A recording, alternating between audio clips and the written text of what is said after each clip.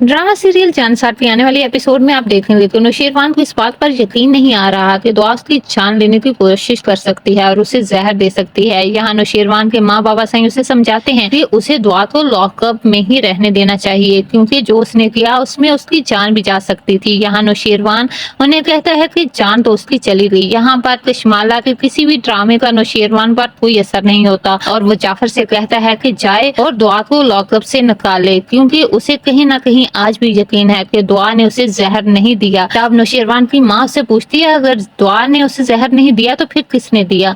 लेकिन इसी बात को अब नौशेरवान ने भी तलाश करना है कि आखिर कौन है उसका दुश्मन, कौन ये सब करने की जुर्रत कर सकता है। तो दूसरी तरफ जब दुआ लॉकअप से बाहर आती है तो वो सबसे पहले नौशेरवान से मिलने आती है, क्योंकि वो नौशेरवान के लिए फिक्रमंद होती है और उसको देखने हॉस्पिटल पहुंच जाती है। तो जब जाफर से उसकी मुलाकात होती है तो जाफर उसे साफ अल्फाज में मना कर देता है कि वो साइंस से नहीं मिल सकती। तब दुआ, जो कि उसकी आदत गिड़गिड़ाना और रोना शुरू कर देती है और उससे कहती है कि अगर वो ये कहता है कि वो उसके पाँव पड़े तो वो उसके पाँव पड़ने के लिए भी तैयार है, लेकिन वो साइंस से मिले बगैर नहीं जाएगी।